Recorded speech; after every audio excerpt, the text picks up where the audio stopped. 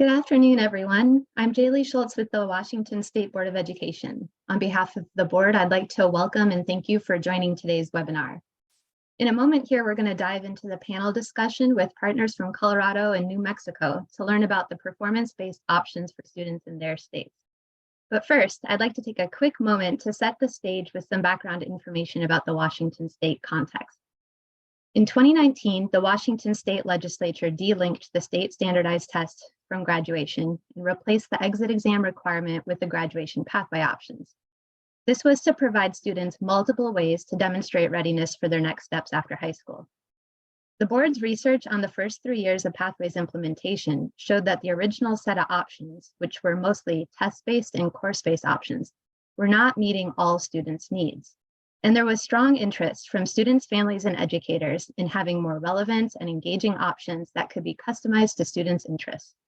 Based on this, the board proposed adding a performance-based graduation pathway option where students can show what they know and can do in real-world hands-on ways.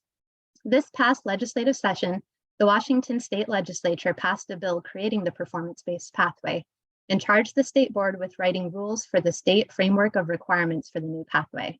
Specifically, we're charged with developing requirements to ensure the safety and quality of the learning experience and the assessment criteria for evaluating the student's performance, specifically to determine whether the student has met or exceeded state learning standards in English language arts and math. Over the next several months, the board will be developing the proposed rules for the new performance-based pathway. To help inform this work, we wanted to learn from other states that have already developed similar opportunities for their students. With all the great work on this nationally, we do not need to reinvent the wheel, but can learn what has worked well, what pitfalls to avoid, and how to build upon best practices. We are grateful that the amazing staff at the Education Commission of the States agreed to help coordinate this opportunity to learn from other states and to facilitate today's panel. We were expecting folks from Vermont to join us, but they unfortunately had a last-minute scheduling conflict, so we'll follow up with them another time. We are thankful for the state partners from Colorado and New Mexico who agreed to participate and are here today to share their wisdom with us. We look forward to learning from you all. And with that, I'll hand this over to Ben Irwin from ECS. Hi, everyone. Thanks, Jaylee. As she mentioned, I'm Ben Irwin. I'm a senior policy analyst with Education Commission of the States, and I'll be facilitating the conversation today. We do have the chat feature enabled, so if you have questions throughout the conversation that you'd like answered or addressed, please put those in the chat and I'll do my best to integrate them throughout the conversation. A huge thank you to the Washington State Board for allowing us to facilitate this conversation. And another big thank you to our panelists today, who I'm really excited to introduce. From Colorado, we have Angela Landrum, the principal consultant with the assessment unit at the Colorado Department of Education, and Robin Russell, the graduation guidelines manager with the Office of Post-Secondary and Workforce Readiness. From New Mexico, we have Breezy Gutierrez, the director of the College and Career Readiness Bureau at the Public Education Department, and Lynn Vasquez, the director of the Assessment Bureau. We really want to dive into the questions that we've prepared and learn more about efforts in their states and really benefit from their expertise. So I'd love to kick it over to them with our first question for today. And that is just wondering if you could provide an overview of your state's performance-based assessment options, including those used for graduation requirements or those used to award course credit. So Angela and Robin, would you mind sharing a little bit about Colorado's efforts in this space? Sure, thank you, Ben. I'll start. Hi, everybody, from our buddies in New Mexico and from folks around the country who are listening in. Colorado has some performance-based assessments embedded in our graduation guidelines, which are 11. I'm going to stick this in the chat so that you can study this while we're talking. So back in 2014, our State Board of Education agreed that we needed to pay attention to some legislation that started way back in 2009 that was allowing districts lots of ways to graduate high school. These are called graduation guidelines. They are embedded in graduation requirements for every district. There are 11 options, as you can see from the menu, and it's lots of traditional measures as ACT, SAT, but also capstone and collaboratively developed standards-based performance assessments. Those are two of a couple of performance-based ways that students can demonstrate what they know and can do. So students need to meet the graduation requirements of every district, which you are mostly credits based on content areas, and they have to demonstrate readiness according to one of these outside measures. Again, they've been in place since 2014. Last year was the very first year that all districts had to tell us how each student graduated, and I can talk about that in just a second.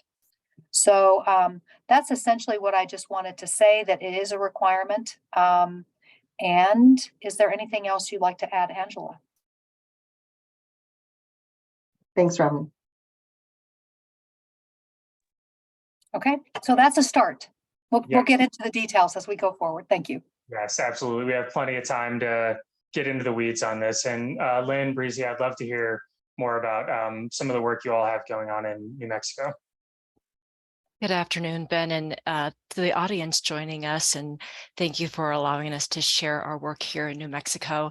And I really want to credit Colorado, Robin and Angela. I haven't met you, but I've met members of the Colorado Department of Ed who've done some amazing work. And I think really you guys have been like a really great example for other states to follow. So hats off to you guys. For New Mexico, we might be unique in the fact that students here have to demonstrate competency, not just in 2 subject areas, but 5. So our statute requires that students demonstrate competency in reading, writing, math, science, and social studies. Because of that addition of social studies, I think these performance-based options especially look very attractive. In the past, the state has had a history of really standardized assessments being the primary measure, whether they were our state assessments or ACT scores or AP scores or even international baccalaureate scores. So that's been a history. The introduction of performance-based assessments really started with a movement from LEAs. And I think really to look at a policy perspective, we talk about the importance of high quality instructional materials. We talk about the importance of CTE as part of our college and career readiness. And yet, when we looked back at our demonstration of competency options, we didn't really see those things embedded into the practice of what we allowed.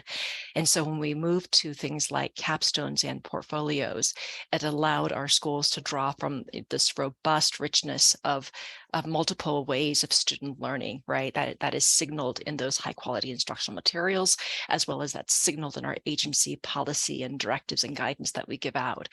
And so those additions of capstones and portfolios that have been created with our LEAs are something fairly new to us, and again, probably a little bit behind Colorado, probably since like the 2018-19 era. Breezy? So just Lynn explained everything. She is the brain behind all the assessments. I just follow, and we carry out the graduation requirements in our bureau, making sure that the students are showing they are meeting the requirements of obtaining their graduation credits, as well as the demonstration of competency. So our office and Lynn's office works really close together to determining what those demonstrations of competency look like. I did see on Robin's your menu of options. We also have a variety of a menu of options, including industry recognized credentials to show demonstration of competency too as well. So we're on the same page with that, giving students an option to determine what that demonstration of competency can be and needs to be. That's great. Thank you all so much for the context on each of your states. And it sounds like in New Mexico, you have with some of the alternative competency demonstrations, You allow students to demonstrate that through capstone projects or portfolios, things along those lines. In Colorado, it sounds like the capstone project and those locally developed assessments are the primary kind of competency-based approaches. And I'm wondering how you all landed on those competency-based options or those performance-based options, and how you decided to include them in your options for students. Thank you again. I'll start, and Angela's going to take over when we get into the weeds. Let me start by saying that yes, that students and schools can choose whether they want whether the student wants to demonstrate readiness according to any of the measures. It has to be at least one measure in math and one measure in reading, writing, and communicating. The collaboratively developed performance assessments are not local assessments. They could potentially start there, but this is a way that the whole state can come at the idea of performance assessments with design. We're going to talk more about this, but essentially the district capstone is one that is developed by the district itself. There are 178 different kinds of capstones, but there's one collaboratively developed standards-based performance assessment. And we are working as a whole state with pilots and all sorts of folks to try and figure out what are the design elements, what are the outcomes, how is that going to look? So that's the first thing that I want to quickly say. Also, when the legislation was written in 2009, this was meant to include also science and social studies. And there were many committees. That the question from the legislature to the state of Colorado was which measures, what should we decide is on this menu of options? How do we decide it? And they knew that they wanted some that were traditional and that were recognized by colleges and recognized by families and all communities. And they wanted ones that districts had started talking about that really gave a student a different way to demonstrate readiness. And there were different committees. There was a capstone committee and an industry certification committee, that different kinds of committees that met to talk about whether they should be included. And they made recommendations to an assessment work group that ultimately a lot of psychometricians got together from districts and from all over the state and workforce, higher ed, to talk about how could they be recognized from the outside. The military was also on that committee. So this assessment work group started with the 4 content areas and took it down to 2. What they were really trying to do was compare each to the other. Is there a way to compare all 11 measures? Are they the same? Well, of course not.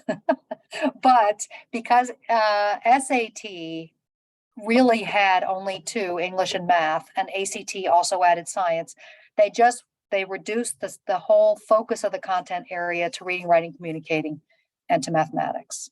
And how those show up in capstone can be all sorts of ways, and how they show up in concurrent enrollment is up to the district to decide which of the college classes might count for reading, writing, communicating, and which might count for math. So it's been kind of a giant experiment, and that's how we arrived at the content areas. And it was just a big statewide conversation about what should be included in the menu. And specifically capstone and collaboratively developed, that last one, the 11th one, the one that's got too many words, is one that was a placeholder for about 3 years. We didn't know what it was going to look like. And so then the assessment team joined the Office of Post-Secondary Readiness with Angela and me and a big committee of folks to try and figure out what does capstone look like, and more importantly, what does the performance-based assessment part of this menu look like? Angela, I don't know if you would like to clarify all the words that I just said. So the only thing that I want to make clear, just so it's not misunderstood from Robin's comments and how she contextualized the performance assessment component of the grad guidelines menu, is that the structure of performance assessment, so the quality criteria that's involved, how performance assessments are designed, validated, calibrated, and I'll get into a little bit of that later, is consistent and standardized, if you will. The assessments themselves are authentic to the site, meaning that the assessments themselves, in terms of what's inside it, is actually locally developed and collaboratively developed within a context. So I just want to be clear about that. There's not one math assessment and one reading, writing, communicating assessment that all students in the state of Colorado take. So I just wanted to clarify that. We'll get into some of the details of that in a little bit. Thank you, Angela. And I think that you're going to find that to be very common.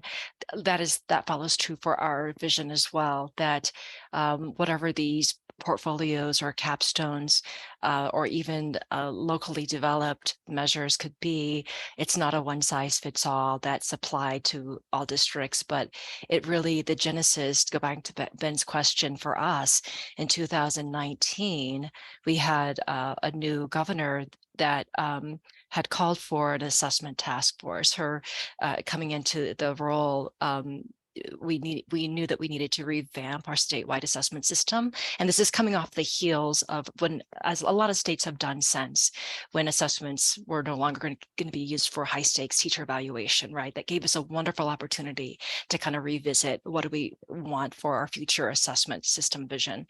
So we put together a task force made up of local partners, school leaders, including our BIE partners. We are the third highest population of Indigenous students. And so it was really important to have voices at the table. So it was a pretty large task force and filled with like high leadership positions that could really direct their vision for their schools as well. And so from that, we had some themes that emerged. One was the idea of culturally responsive assessments. And we know that that's been one of the burdens of standardized assessment, right? Besides changing a name and a STEM from Mary to Maria. I mean, like, how do we really make culture of responsiveness authentic in a demonstration of competency? And so that task force actually asked for kind of multiple measures of student learning that moved away from just solely relying on standardized assessments. I think since then, it's been an evolution. We had the benefit of being a partner in a Walton Gates grant, in which that allowed us to kind of initiate the first initiation of the capstone development that allowed us to interview parents and school students that are also on the margins, typically may not be served well by large scale assessments, to really parse out what do our families want and to be able to see, and what do like recent high school graduates, why were they not so successful with standardized assessments? So that was a wonderful opportunity for us to create a theory of action to be able to move forward to be where we are. I would also say that we have about 12, 13 different options. The list might vary per subject area as you look at our proposal or our focus, but very much to like what Angela said, we have maintained some standardized assessments. Part of this is because with school state accountability systems, there's that college career readiness indicator. And I don't think we're unique. Lots of states are using things like ACT or AP as part of that indicator, right? Participation. And so it seemed okay and acceptable to keep those on the list. But then when we added like Breezy's CTE component for course pathways or certifications, as well as the capstone work that we had created with the Walton and Gates grant and an in-state partner. Your in-state partners are so critical. Some of your nonprofits that really focus on education, they actually created a pilot group of schools that launched the first capstones and figured out what was success and what was, what were failures. But part of going back to what Angela said about these experiences, these portfolios or capstones being unique to the site is really because it all hinges on the idea of a graduate profile. Breezy's shop is doing a lot of work around innovative schools, innovative school zones in New Mexico. Part of that requirement is to ensure that those innovative school zones have a graduate profile that is created and developed by the community. So it makes sense that the capstone is in these kind of competency-based or demonstration-based options are indeed aligned to those unique profiles for each community. So I hope that helps to kind of give a little bit of background. I'll also add, and I don't know if Robin and Angela had this experience, we have a state TAC. You know, we had this robust debate about, well, shouldn't we have some indicator that these are all comparable on some sort of statewide scale? And we actually had that conversation with our statewide technical advisory committee. And I think knowing our theory of action to be able to be very culturally responsive and supporting our students and communities and parents, they came back and said, no, you know what? You don't need to aim for comparability across these standardized measures and your capstones, and let that be defined by, by the local systems themselves, but hold them to a high level or degree. So I think it's the grain size. So we can say as a state, all capstones should have these elements, right? But the specificity of, the focus, is it going to be social studies standards for every capstone? Not our call, right? We want to give those decisions to our schools. Yeah, that is really helpful insight. And I think it segues nicely into our next question around how the state decides which standards are assessed, or how they support districts in deciding which standards are assessed through some of these different performance-based options. So I know there are a few subject areas that you all have mentioned, and yeah, if you wouldn't mind touching on how standards are addressed and in the ways you support districts, or in your own requirements at the state level. I feel like I'll just go quickly and toggle it to Angela and Robin. I feel like we have left that. Oh, Breezy, you might want to talk about the CTE pathways, but for the component of competency for like math, reading, science, and writing and language arts, again, we're going to allow our districts to identify based on their graduate profiles what their priorities are. I mean, language arts is probably a little bit easier being skill-based, but I think that we haven't delineated, we as a state, like we've had some of those conversations, like, is there a set of standards that we want to ensure that are covered in these experiences from a state level, right? Is any of this going to be top down, or is most of this going to be bottom up? And I think we had a group of stakeholders that have been pulled together to put together our demonstration of competency guidebook, and they want to own that power. They want to be able to say that we are competent enough to make good decisions about what standards are most meaningful that align to our graduate profiles for our students. And so that's where that's that at. But Breezy, do you want to talk a little bit about the CTE? Yeah, so what we looked at too was CTE pathways as a demonstration of competency. So the student being a completer, which includes a capstone as well as a dual credit or an work-based learning, which if they go through the whole program of study, that shows demonstration of competency because they've gone through the whole program of study. They show that they're competent. In addition, we are piloting, like Lynn keeps referring to, our innovation zones. And so this is we're in the second year of innovation zones, and that's what our recipients are saying is their demonstration of competency needs to be aligned to their graduate profiles that they created within their communities, saying these students are competent in what we want them to be competent in. And so it's a little all over the place because we have, at one school, what they think is their demonstration of competency or their graduate profile is different from another school in another region of the state. And so Lynn and I have been having these conversations and working on this to determine and the other contractors that we have that are working with innovation zones in determining, what that capstone looks like. What are going to be the components of the capstone? And so, the idea that we have been brainstorming is saying, okay, the capstone should be components of the profile graduate to show that they're showing demonstration of a competency in that. So it's a lot of work, and it's like, it's not just one thing. It's not a one size fits all kind of thing. And so that's what makes it a little complicated. But at the end of the day, it's going to be what's best for those students within that specific region, within that specific school, as to how they're showing that demonstration of competency. And so the menu of options keeps getting bigger, right?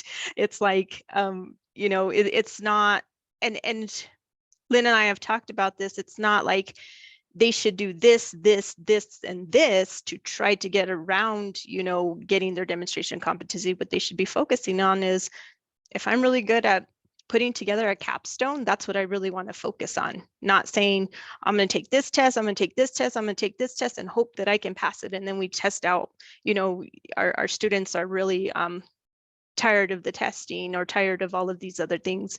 The menu of options is intended for them to pick what they think that they're best at showing a demonstration of competency with.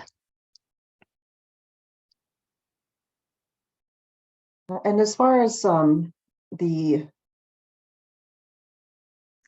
what our performance assessments are intended to measure, based back on your question, Ben, Robin touched on the particular content areas. Policy mandates math, reading, writing, communicating as the 2 content areas. That said, in some ways, when the committee dropped off science and social studies, it actually helped. It helped the situation rather than hurt it, because some people are like, "Well, but those are important content areas." Well, they're all important content areas. So what was done was those that did the work around identifying or establishing what the criteria is for performance assessment relative to the GRAD guidelines menu in Colorado. That set of guidance and the quality criteria itself and all of the tools and resources and practices that go along with that are content agnostic. And they lend themselves very well to establishing performance assessment trajectories that are also interdisciplinary. So that gives a lot of freedom to a local school or district to make some decisions about what a group of students might need, or an individual student might need, in order to demonstrate their readiness for graduation. And I want to bring something up right now, because it's kind of been talked about a little bit. It's really important, at least from my experience in working with Robin, and I can see that in New Mexico they have a very similar structure. But having the different, I guess, departments, if you will, across your agency work together in this dynamic is really important. It's also really important to leverage your community partners in supporting the work, because they help to identify what those expectations might look like. Because one of the things that we run up against a lot, as you can imagine, and I know they do in New Mexico as well, is this question around validity and reliability. And the reality is there has to be criteria in place that is mutually agreed upon across not only teachers and administrators, but also families, students, the community, and so on. So I want to make it really clear that these efforts are important to not be siloed within an agency, but to be shared across to the extent that's possible. And in terms of making sure that these practices are well established, I want to go back to address Tim's question that was in the chat around who makes the decision, who's part of the collaboratively developed team, if you will. That's going to vary a bit from district to district. First of all, we have statewide PLC that includes content expertise from across different districts across the state. They have been able to build some performance assessment components together. We also encourage and support teams within schools and within districts to create those performance assessments again together, and to trial them and to get the feedback and the information. But in our smaller districts, we're also helping support through our regional service centers, what we call BOCES, and here in Colorado, to make sure that all educators are supported in their collaboratively developed journey, I guess you could say. So I just wanted to mention that. Yeah, that's really helpful. And I want us to get back to validity and reliability here in just a minute, because I think that's a a question a lot of states have and communities have. But Lynn, I'm wondering if you could provide a little more background on graduation profiles in New Mexico and what those look like at the school or district level, who's involved with developing them, and then how does that inform some of these different graduation options? So I'll talk from like the experience that we had with our pilot and our in-state partner that led this work with us under that Walton and Gates Foundation grant. So, I think when states go out to do graduate profiles, again, they're caught in that space of, I know there's some states that are very top down. Here's the statewide graduate profile. And then there's other states that approach it from grassroots, and there's states that kind of meet somewhere in the happy middle. Fortunately, here in New Mexico, there had already been work with our largest district, APS, and we have our deputy secretary who came from APS with us on the call today. They had worked with mission, I think it's called Mission Achievement. Breezy, you might also know this as well, but there was already some work foundation laid with some nonprofits working with our largest district on developing a graduate profile. And I think that was so attractive that we wanted to make sure that that work was not forgotten in relationship to the Walton and Gates grant. So we've approached with graduate profiles thus far as being a very LEA developed, not a top-down project, but a very LEA driven project. And so our partner went through, as part of this pilot, went to our local communities, brought together parents, educators, even external agencies, right? So if there's a community-based health center, if there are community-based organizations and industries that are at the hub of that community, all those partners were brought together to really say, what are the core expectations of our students? I think anybody that's done graduate profile work know that nationally, there's some tenets that everybody wants to see, right? Even if it's top down or bottom up, that all students are creative problems, they're creative thinkers or they're problem solvers. So, at the end of the day, there's some commonalities that we see regardless of kind of the impetus. But the other important part when in terms of the graduate profile and the involvement in the community and the capstone is the fact that the capstones focus on solving a community-based problem, right? The whole idea of the capstone, it's trying to be resourceful. You're trying to have students give back somehow as part of their community service. So you have not just these core academic things with standards entrenched, but these soft-based skills that we want to see in our students as well. And so it's interesting because all of that process, every step of that process is documented to figure out, did we, with our partner that kind of monitored, did we stage the first community meeting correctly? Did we set up the right questions for the community to be able to get to a capstone together? So I felt like it was really scientific in the way that our partner developed and trying to use that as a model. I think in the first cohort, we probably had anywhere between seven districts and charters that had already, because obviously there are some districts that had already developed profile before the state bringing on this initiative. So they kind of anchored the group, and then we had some other LEAs that were kind of in the peripheral that weren't ready to jump in head on, but they were wanting to learn the process and see it take place. And so I think with that supporting structure, it's evolved. I mean, it is continuing to evolve, and I think that's one of the beautiful elements of the innovation zones under Breezy's work is being able to see that foundation that was laid and how will it evolve even further under these innovation zones.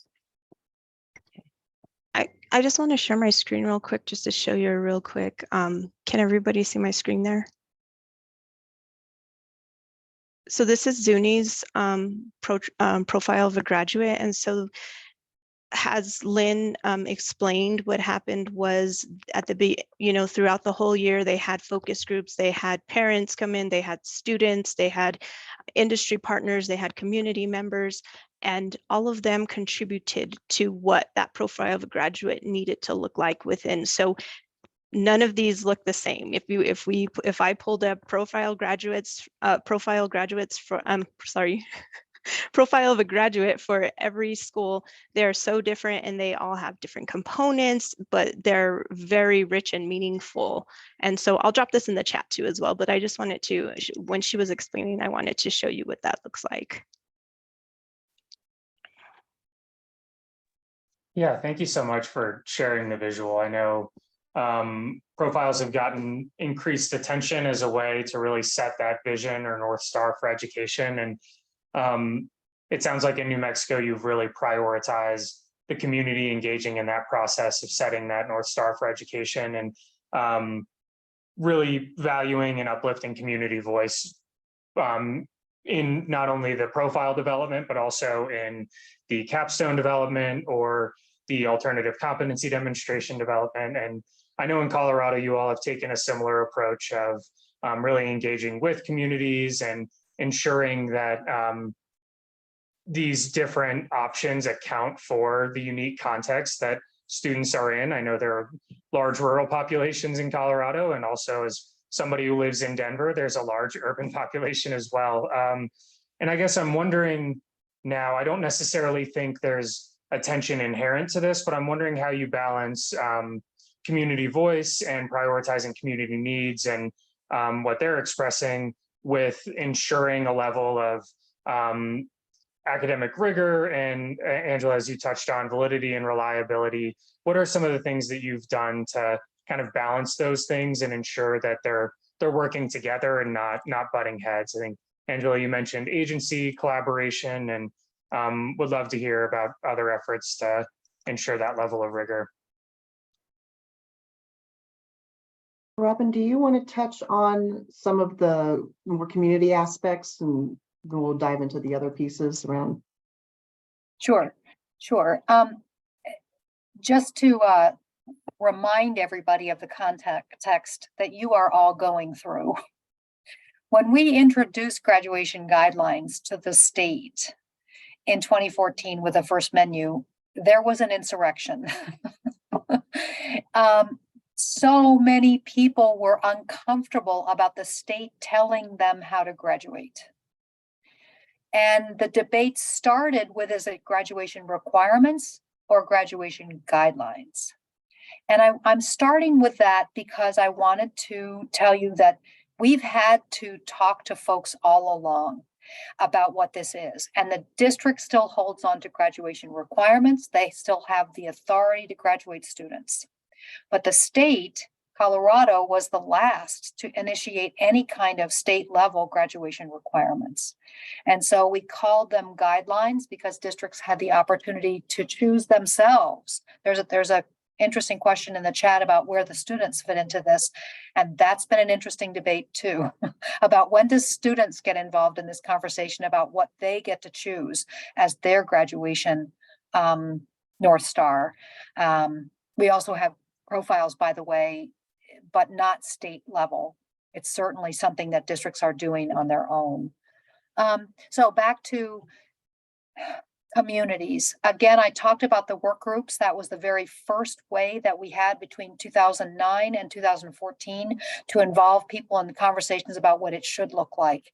Since then, our office has created something called a Power Symposium, Post-Secondary and Workforce Readiness Symposium, and it's a regional conversation with communities all across the state. So they're regional. So we go to the northeast part of the state where there are very few people and a lot of districts and bring the groups together. So we start with the school and district personnel. We have higher education there. We have workforce there. We have community members there. I know, Len, you were talking about the high population of indigenous folks in New Mexico.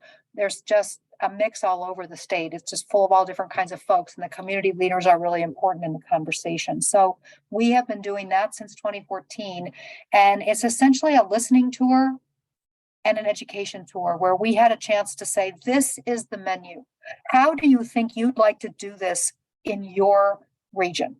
What are the ways that you can collaborate together? How can you use your regional group called the BOCES, our collaborative group? They were hosted by districts or hosted by BOCES, and they are the ones who invited the people to the table.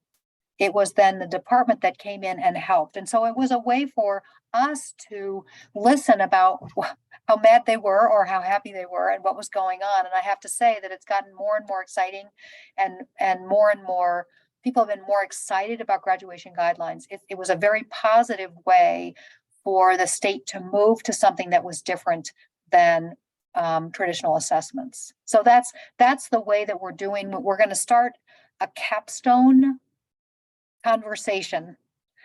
You alluded, Lynn and Breezy, to this idea of some guidelines for what capstone needs to have. Right now we have 178 different ideas, and that's not good enough.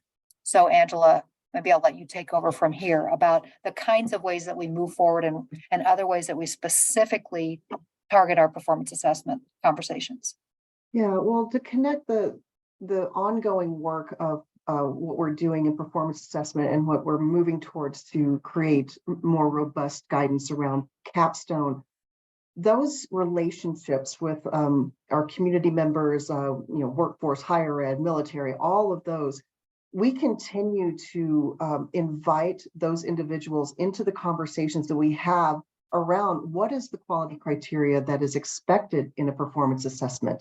What is the quality criteria and expectation in a capstone? So we don't just get high level information and then say goodbye to those people. We try to keep them engaged all through the process, so then they can actually provide support to the school side as well, or to the district to say, as an industry that serves this county or this region, these are what we expect from our employees that are perhaps coming out of high school, or this is what's expected of our students going into an apprenticeship program and things like that. So those kinds of interactions are really important when it comes to districts and schools, and even individual students and their teachers and families determining what standards at what level for what purpose. And that's one of the ways that we continue to think about this idea of, validity and reliability is really about accuracy. Are you measuring what you intend to measure for the purpose that you intend for that to serve? And, is it consistent? Is the way that a student is evaluated consistent across, a school, a district, a state with the same criteria? So those are the ways that we're pairing together much of this conversation around community related to these outcomes for performance assessment and capstone. And Ben, your original question was, that tension between what the state wants to see and what community is in the rigor, right? I think one thing to remember is that we underestimate that our parents and communities don't want rigor. Those aren't necessarily mutually exclusive. When you have conversations, and in a state like New Mexico, you win people by one conversation at a time, right? We have one huge district. We have a handful of middle-sized districts, and then the remainder of the state is fairly small and rural. And but I guarantee that parents, when you ask your parents what they expect for their students, they're not saying, "Oh, watered down learning," right? Like, they also want rigor. And I think just bringing that acknowledgement to the table, even with some of the populations that may not have fluent mastery of the English language, right? They may not be able to express that, but we know that that's the parents' desire. So. Yeah, Lynn, I really appreciate that. There doesn't have to be a tension there. And I think that brings us into our next question, where I think you do prioritize local control in each of your states. And I'm wondering, I think you all have touched on some of your listening tours and sharing quality criteria and having like one conversation at a time, to steal your phrasing there. And I'm wondering what sort of resources you bring to bear as a state, and what sort of supports do you bring to districts? What capacity do you lend to districts to really help them in taking full advantage of these different options that they have? Well, Robin talked about the symposium symposia that takes place across the state, as well as the regional support efforts here in Colorado. Some of the more direct support that's provided comes from the assessment side, so from me. And some of our partners, for example, we have the Colorado Education Initiative, and they have some infrastructure and resources that they can also provide to support districts in the development of performance assessments and how those performance assessments are validated, meaning calibrated first, so they can then go through a process of understanding what that looks like, and then ultimately validating those scores, if you will, with students. So there's a variety of tools and resources that are provided at the state level but then other organizations that come into Colorado can help support districts in a way that's meaningful to them. So in addition to our partners at the Colorado Education Initiative, we also work closely with Envision Learning Partners. We've worked closely with Two Revolutions. And also there's a rather large social studies body of work going on with PBL Works here in Colorado as well. So we don't pretend that there's one way to do this. We actually prefer that districts can enter this work in a place and in a way that is relevant to them. And we are here to provide the tools and resources and partners as necessary and as requested. Robin, do you have anything to add to that? She can't get off mute, so no. I would just say that I think we're switching gears a little bit from how do we get through the first year to what's really next? How can we really turn our wimpy little capstone program into something that's valuable, valid, validated? And it's true that I'm sure that some people just told us they're doing a capstone and we have no idea enough of an idea what that is. And so I think our whole gears are switching to how can we make the whole system better? What are the ways that we can work on to do that? And I look forward to that conversation, and the districts have been asking us for that. So that's our next step. In New Mexico, Support and Resources, our College and Career Readiness Bureau has coaches in our bureau that help assist with providing resources. And, we have to get past the mindset that people think that there's like either a CTE pathway or an academic pathway. And so we work really hard to embed the fact that both of these things are coming in collaboration with each other. So that's why we help develop this menu of options, as well as what industry credentials could they use to show competency and so forth. So there is a combination that's going on here with all the support and resources that we provide. We take the data from these assessments that these students are taking, and we provide our districts with heat maps that show where the gap analyses are in the data, and assisting them with trying to find the resources to say, okay, how do we improve math? How do we improve the proficiencies for these students? In addition, we have the innovation zones that we're implementing. This is the second year of implementation. And so that's a resource and support. We have somebody contracted who goes out to the schools. They do community of practices every single month with these innovation zones to determine what the guidelines are, help developing these capstones. We have a statewide initiative that is looking at what the high school implementation should look like, as well as what the coalition of these capstones should look like. And again, they're going to be different. Robin and Angela, I love the statewide profile of a graduate, and so that's great to have like something to build off, and then schools are able to do that individually based on what their regional what the regional needs are and so forth. So I think we are really getting input from these statewide initiatives and meetings that we have with the industry partners and the parents and the students and everybody that's coming to the table that really wants to improve education. So that support and resource, we offer those, we offer office hours, or we put together some sort of community of practice so that they can come in and give us their best practices and give us their input. And then from there we take, we help, develop something that will help to support them in that sense, whether it be a one-pager, whether it be we have a high school graduation requirement manual, and we put all of that information in there, as well as give them the list of industry credential. We look at options for math credit. We look at options for science credit and so forth. So those are a variety of resources and support that we offer to the LEAs.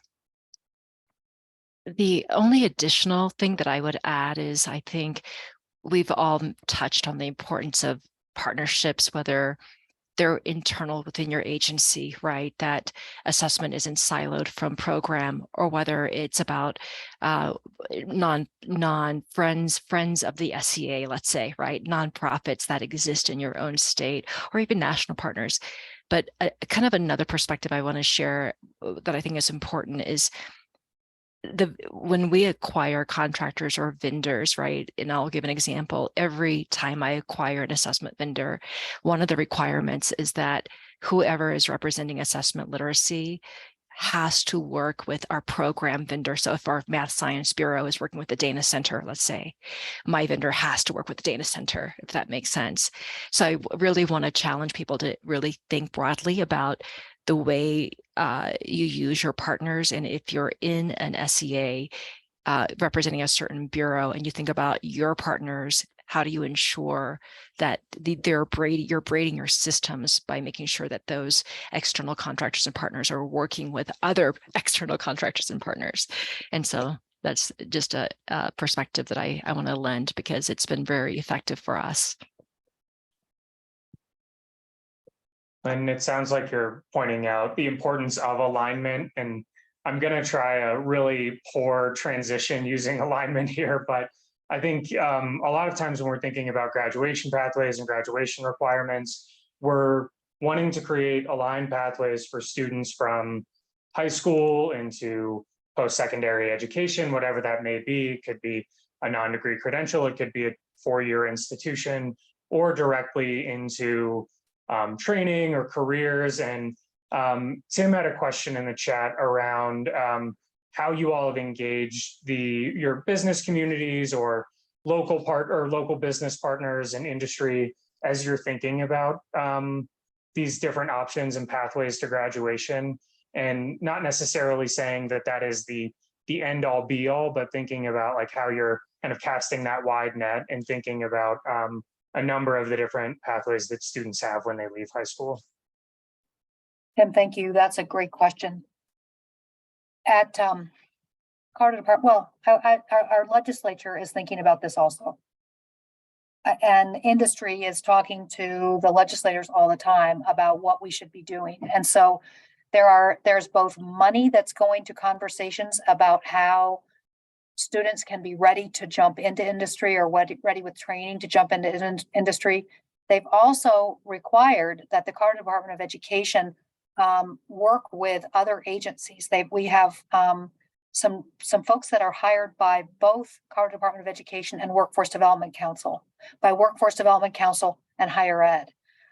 We are divided weirdly in Colorado in that CTE is part of our community college system, but we have massive conversations back and forth with each other. And whereas 10 years ago, all we did was talk but not act, we really have a guiding document now, which comes out of our Workforce Development Council, called the Talent Pipeline Initiative.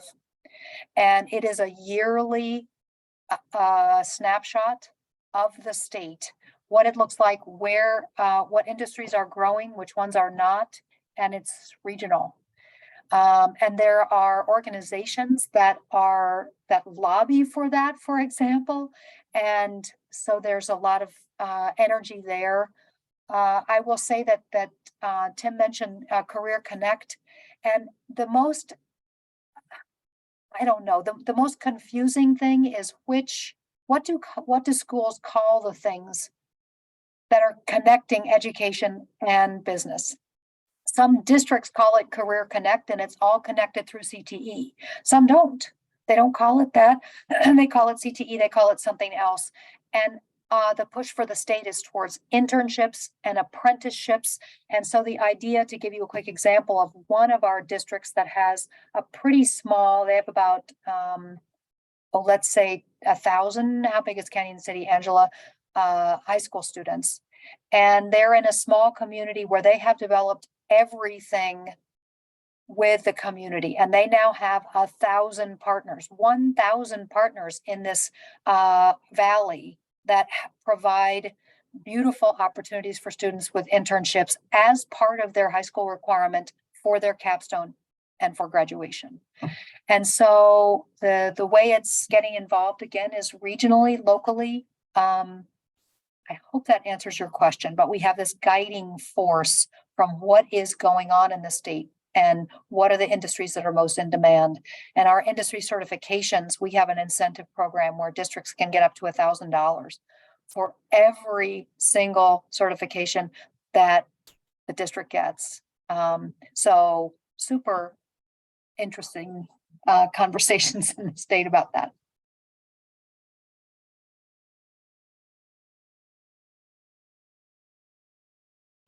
Breezy, do you want to go first, or would you like me to? Yeah, I just wanted to clarify in the last question, I did talk about the High School Transformation Coalition as well as our Pathway Alliance. And so it was a very extensive application process that we submitted throughout the state to develop this group. And so this group is coming together to there's industry partners, there's people from the community, there's college, there's all, they represent every diversity, they represent every ethnic group. They're all coming together, and we just started this process, right, Amanda? And so the initial meetings were conducted a couple of months ago, and so they are contributing to that process too as well. And so that's how we brought all of these people together to help give feedback and guidance in these focus groups and provide the information that is needed in order to make these decisions that we need to make that will benefit our students. So I just wanted to, so Lynn, you can go ahead and go from there. Thanks. Ben, are you referring to the question in chat from Brett Nelson? Were you referring to that particular question? No, I was looking at Tim's, which is a little further up around how you might engage business roundtable or local industry. And I do want to touch on Rhett's question. Yeah. In a little bit. Okay. Yeah. I think, it's interesting because as an assessment director, right, we're predominance of our bureau exists to serve the ESSA Title I requirement for, with standardized testing. But at the same time, acknowledging that in our state statute, right, obviously all students have to participate in those federally required assessments, and yet at the same time, it's for a demonstration of competency, that's like a pass through, and then on top of that, they still have to demonstrate competency in these 5 subject areas. But I think one way that we want to make sure that, and on top of that, we are an SAT school day state. And I know a lot of people could look at SAT and say, oh, that's a college readiness assessment. But in service to our vision for our students, I was really delighted. I just saw this yesterday that going forward in spring 24 on the students' individual score report for SAT, we're giving them, here's the industry matches, here's based on your results, here's the matches to New Mexico-based industries that are probably of highest demand or highest need, that you might consider based on your score or based on your results that you could be geared towards or you might be interested in looking at. I was really delighted to see that. I asked the question, how did you come up with that? Like, how did you come up with these? And it was through the work, being able to connect with businesses within New Mexico. And so that piece of the ISR is very unique to our state. And I'm really proud of that, right? Because because those occupations aren't necessarily, not all of them will be for students that will go on to a 4-year degree or beyond, but these areas of industry need can be filled by students with certifications, or 4-year degrees. And so it's our service to acknowledging, or hopefully we're doing that in service to the industries and occupational fields in New Mexico.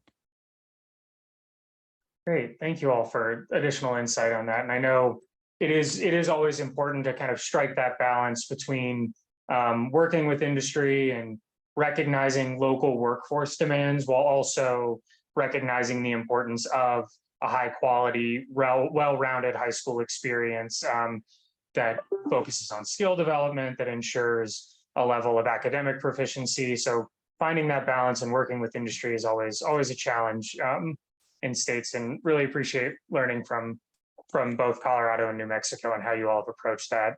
I think I wanted to move kind of back to some of the technical aspects of these different pathways. I know we've bounced around quite a bit, but I'm wondering what challenges have emerged for you all in technical development and local implementation. And do you have plans, or have you evaluated these options kind of in real time, or do you plan to in the next few years? So I've got a habit of asking 4 questions when I say I'm going to ask one. So happy to repeat that if you'd like. That's fine. So at the very beginning of the work here in Colorado, specifically around performance assessment and extending through our capstone work, we engaged with the Center for Assessment Design, Research, and Evaluation, the cadre at the University of Colorado Boulder, to do case studies with the schools and districts that were part of some of our initial efforts. And so much of what I'm going to talk about in terms of the challenges that emerged came out of and continue to come out of these case studies. I've got 3 more briefs sitting in my inbox, but I got, I don't know, last week or something. Anyway, so the information is relevant and is well designed and studied. But what it comes down to is a couple of things. Number one, most of our practitioners are teachers who are very motivated to include performance assessment opportunities and a variety of ways for students to demonstrate their learning in their classrooms, are struggling with figuring out how to do it well.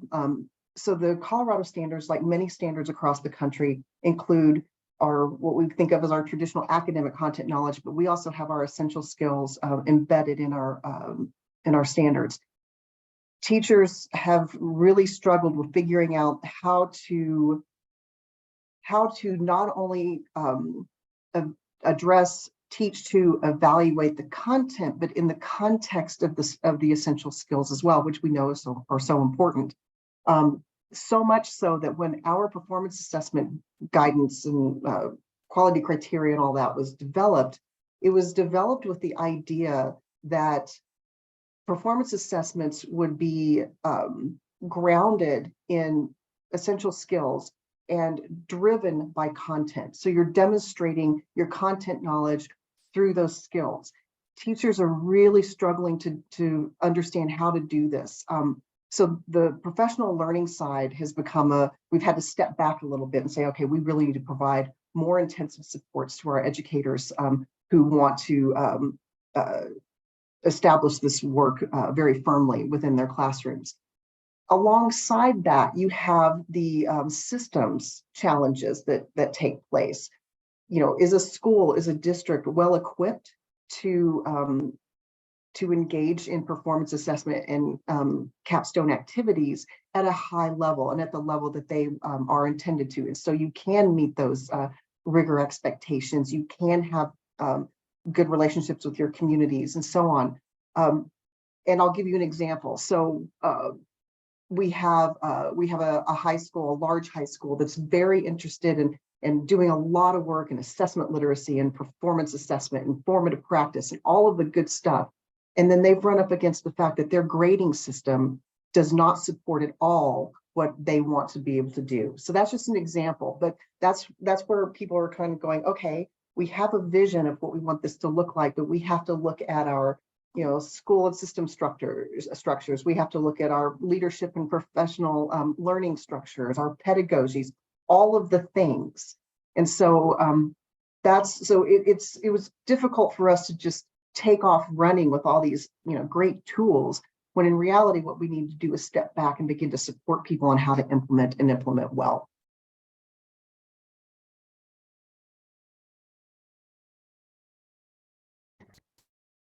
I think that's the same. We're on the same page as you as to, and then I was reading Karen, she's like, teachers struggle with the moving targets. And so that's not what we're trying to do. That's not what the intention is, right?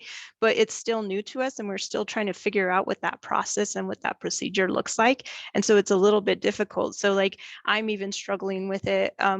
In our second year of innovation zones, I went back and I was like, what are we measuring here? And so is the school's goal to increase graduation rate? Is the school's goal to increase their math proficiency? What is their school's goal? And so we know that it's going to be different for each school, specifically in the innovation zones. So that we're still working on that. So that's a struggle. And I think that's a challenge, trying to figure out like, what does this really look like? And what is the overarching goal that each district wants to achieve in order to meet those demonstrations of competency and their graduation requirements. So I'm with you on that. So don't feel too like you're the only one that's dealing with this. I think there was something in the chat too, is how are we going to collect this data too? How are we, what requirements are we going to have them report this, because at the local level, we trust that the schools are implementing what they should, and they are keeping track of students that are doing what they need to do in order to meet these proficiencies.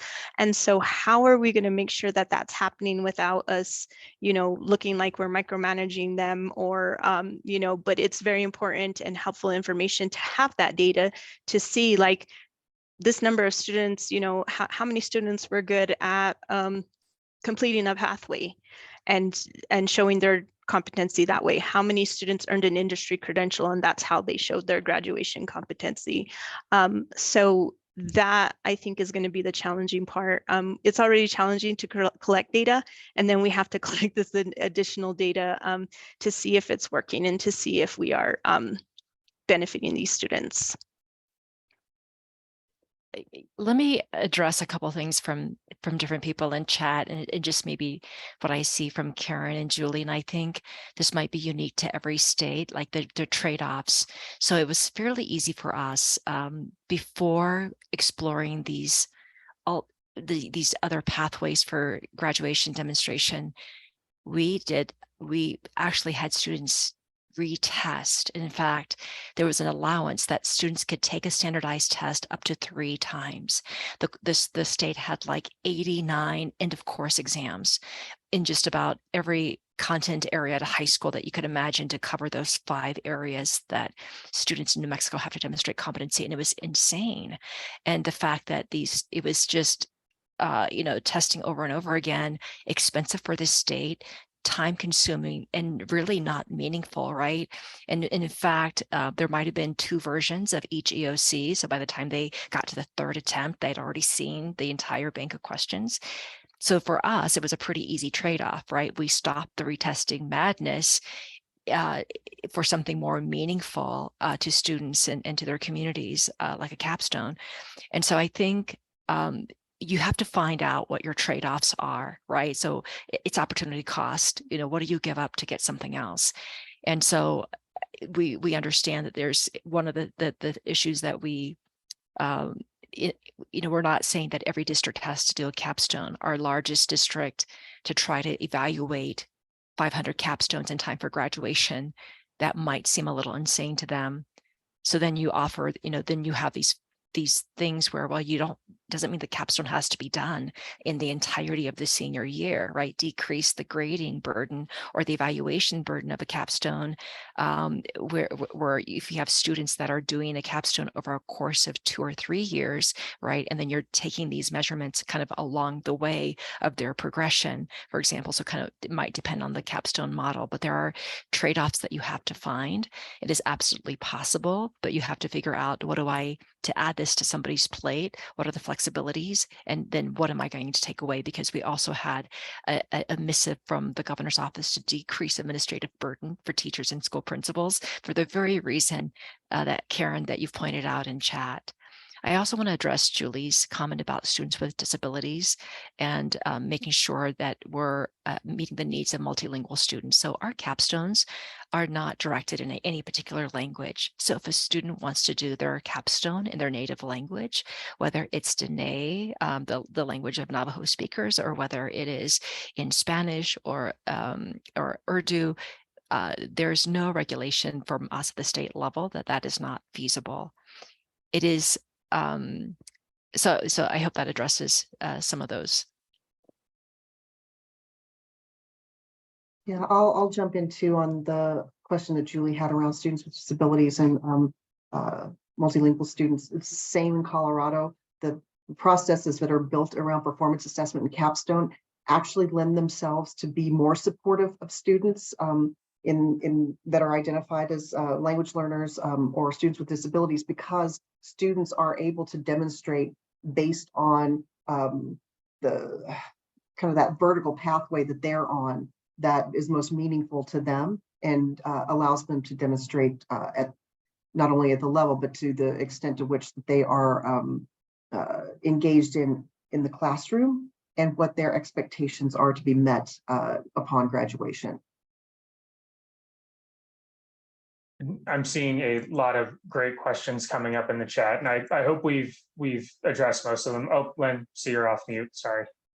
Oh, no, I was going to address Laura's question. If you'd like for us to try to hit questions, Ben. Can I was going to go ahead. One more high level question, and then I do want to reserve the last like 10 to 15 minutes for audience Q&A. So Laura, yours will be the first that we address, but I'm just wondering if you all could offer your thoughts on how these pathways have supported personalized education experiences in your state, and what are the benefits that you see as a product of this shift to a menu of options or these different performance-based options? I will say, as a shining example, we saw a young lady who was in a charter school who was an English learner. In speaking with her, it was obvious that she had mastery of the English language, but yet she could not pass our access for ELs or ELPA, our English language proficiency assessment. At that point, our exit criteria was a 5.0. And Angela, I don't know if that means anything to you in terms of access, but that's a pretty high exit criteria. And it is so disheartening for a student who, by every account, by the school administration, her peers, her teachers, was very socially, academically excelled, and yet she could not pass the standardized test exit criteria. She did her demonstration of competency in which she could, her capstone was about her experience in school as an EL learner. And it just really, for her, was able to give her that confidence and being able to see herself and be present and be seen by the school for her skills and her attributes rather than her deficits, and her deficit being that she couldn't pass this particular cut score. And so I feel like for when we hear from student voices, and especially when we talk to, that's an example of a student that may not be typically seen as being on the margin, but students that perhaps gave up on school, who exited school early, when we had, through the Walton and Gates grant, when we were able to have those conversations with those students and those parents to understand, why did you drop out of school, right? Because the recipe, that the outline of school, or the play of school, they obviously felt like they could not jump through the hoops in which the school system did not allow them to show that they really did have skills, that they really could demonstrate their learning. And so I think it's a much more individualized experience and a more positive experience for students to be able to frame who they are as part of this experience. So assets, not deficits. Yeah, our processes in Colorado are designed to be supportive of personalized experiences, and I'll be honest and say it's TBD. We're still working on all of those things, but what we've heard from many of those who have been engaged in this work for a long time is, and this goes along with what Lynn was talking about, that especially post-COVID, re-engagement of students who have really struggled has been at the forefront of a lot of conversations. And being able to honor students' personal life experiences as well as their learning styles by creating some authentic ways for students to demonstrate their knowledge and skills is really, really important. Because at the end of the day, most of these students who have been somewhat marginalized understand that the application of what you know and what you can do is really what is important, rather than, am I going to reach a certain score on a test? And so a lot of what we have been trying to do with the work that we're doing is to support that. So students are part of there's a lot of talk around, student directed learning and all this kind of stuff. And some of it's just fluffy language, but it can be done, but it has to be done intentionally and it has to be done with structure. And so these are the things that we're trying to accomplish through some of the work we're doing. And Robin, did you have anything you want to add to that? We've had, again, some committees. Julie and Laura, thank you for your questions around for students with disabilities and multilingual learners. Trying to figure out what are the best ways for students to demonstrate readiness in multiple languages and in multiple abilities. And I think that your final question there, Julie, about do you find that most students only can access performance pathways? In the EEOs, students with EEOs, which in our state means that they have the highest level of, lowest level of ability, highest level of disability. Yes, that's the capstone is one of the only ways that they can access the graduation guidelines menu. And we're having ongoing conversations with them on both groups. On a more positive note, anybody who's worked or watched or gone to the capstone programs, to the presentation part of it, you can see the kids that shine, the ones that you never, ever thought were going to create this kind of presentation, this kind of portfolio. And back to Lynn's idea, that part is very exciting. But the challenge for the state, as Angela said, is what are the structures that we have in place? And what are the examples that we can show? And who decides whether the examples are good or not? And right now on our pages in the graduation guidelines, we have lots of examples there for capstone, for example, and some of them are terrible. And so who gets to decide that? Who gets to decide what's great? And again, it's got everything to do with balancing state versus local. So I'm not sure that I'm getting specific enough about your answers, except to say, yes, that's the whole idea, is that it is authentic, it is individual. And we have something called Individual Career and Academic Plan, ICAP, which undergirds this along with essential skills and standards.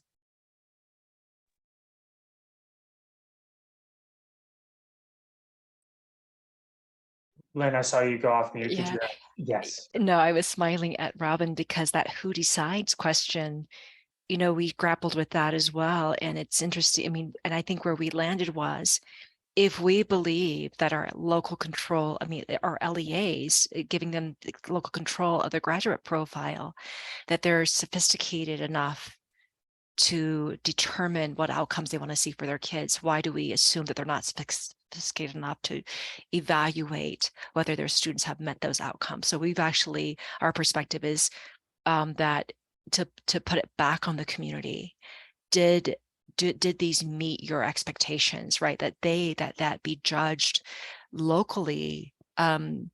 We also talked about kind of that first peer network that benefited from our state partner, kind of that first cohort of capstone producers, users, that who kind of also identified these are the kind of the tenets that every capstone should include, that they be a peer panel of an evaluation committee for other LEAs that then come, that onboard later.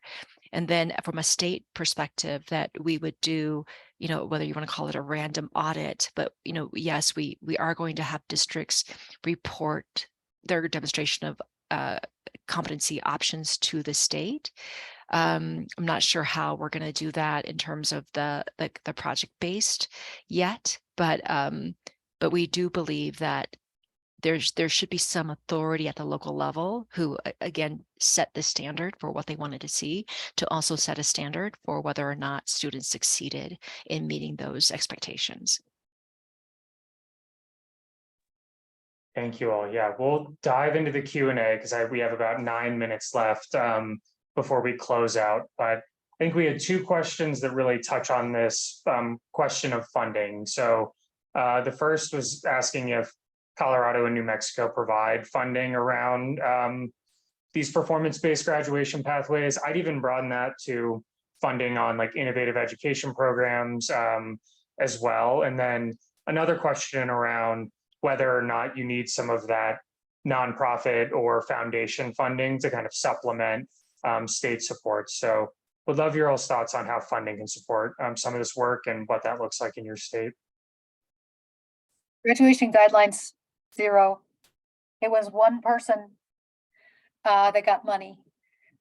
Since 2009, there's been lots of other legislative pieces that have come in, incentives.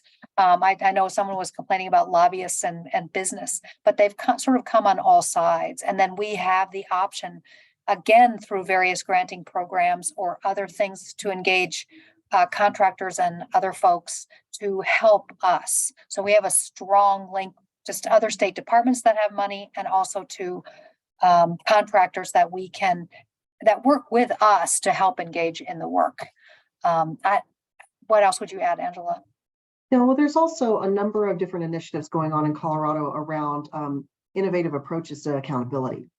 And through those funding sources, many schools and districts are taking advantage of diving into performance assessment, capstone, and really elevating what local measures could look like in service of informing what our state accountability system could look like in the future. So that's where a lot of the funds are being directed, and those can be used at the local level in ways that make sense to them.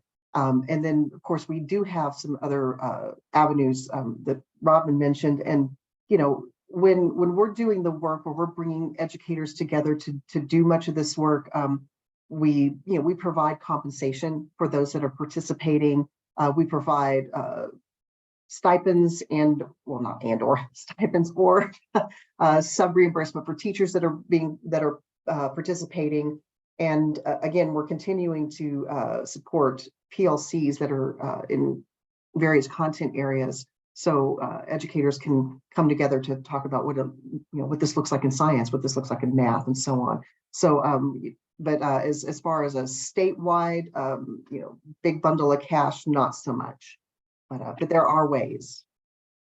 Yeah, I think our context might be a little different. In 2018, there was a lawsuit put against the state, the Yazzie Martinez lawsuit, that said that the state was not providing enough resources, whether it was fiscal and other, for underserved populations. And so we've had a huge infusement from our state legislature into our education budget. I think, from an LEA perspective, LEAs pay very little for state assessments. They pay, the general ed standardized assessment for 3-8 math, ELA, SAT school day, the state covers 100%. And so you know, this, I want to say that our schools have money that they might be typically have spent on assessments that they could steer into this. Our Walton and Gates grant, believe it or not, was not that large. It was $1 million, and it was enough to activate. We did not receive any of that at the state level. We did not utilize that money. Instead, we gave it to our in-state partner, a nonprofit, who then activated, the work and the programming around that, and then also provided all of their research and work and resources to us, so then we could scale out. And so, I think people can approach this in a very savvy way, and I would also just.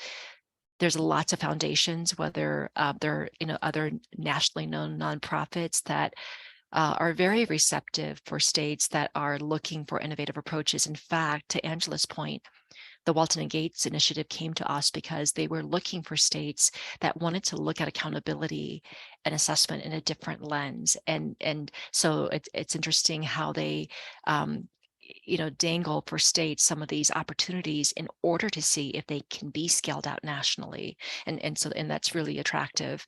But and then Breezy, do you want to talk about the infusement of money for innovation zones? Yes. So this year we allocated $13 million towards innovation zones, and we had about 80 school districts that applied for this funding, and we were only able to fund 47 of these high schools, which is contributing to that work and continuing that work that we started last year. So there was about I'd say $2 million allocated towards innovation zones, and there were 12 schools that started this process. And so we have seen great graduate profiles created. We've seen, the schools have stated that the students they're excited about coming to school again. They have a purpose that's relevant to them. And so that's a big benefit. And so we don't know how long the funding is going to last. So we hit the ground flying with this. And so that's why we don't have a whole lot of like, what does this look like? What do we need this to look like? And we're still working, we're working on it day by day, figuring out what this overall process is going to look like, and be flexible with what those demonstration of competency are going to look like for students, what capstones are going to look like. We're capturing all of these different capstones for these different districts.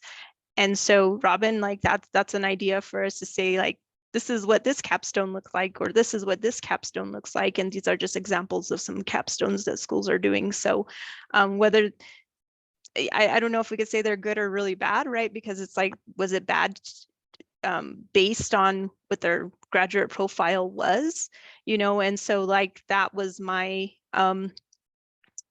my idea when we were talking about it, was if you created that graduate profile, your capstone should reflect what your graduate profile is, right? And so that's not that hard when you think about it that way, but when you get down to students showing their competency in the different levels and the components of those graduate profiles, that's where it gets a little bit, hard to determine, like, is that right? Or is that, is that sufficient, or is that a high level that they are showing that demonstration of competency? But we'll continue to do it as long as our funding is there. We don't, that's from year to year. So just depending on it.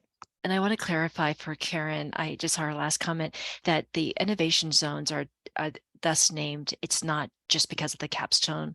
All schools in New Mexico, whether they're innovation zones or not, have access to the demonstration of competencies and capstones. Mm-hmm. The innovation zones are named as such because there's multiple components to be considered an innovation zone. The capstone is a part of it, but it really signals to other CTE type program changes. But all schools and all students, regardless if they're in an innovation zone or not, can leverage these alternate or these performance-based competencies. Yes. We just have the funding for these innovation zone schools to be able to carry out some of these things that they really want to. So, but Lynn is right, it's available to all. Well, unfortunately, we're at time. I think we could probably keep this going for another 90 minutes. And a huge thank you to our panelists who graciously agreed to participate kind of at the last minute, and really appreciate you all for sharing your insight and for all the great work you're doing to serve students in Colorado and New Mexico. So it's a virtual round of applause. Really appreciate you all participating, and also wanted to thank the Washington State Board for facilitating this conversation as well. If you have follow-up questions, I know we couldn't address all of them.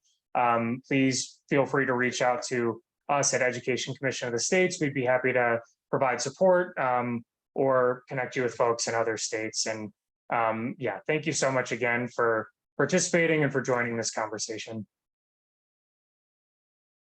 Thank you for having us. Angela, you. Robin, it's nice to be with you. Nice to see you. Thank Nice to you. see Lizzie and Lynn. Thank you. Thank you, Ben. Thank Bye, you all. everybody.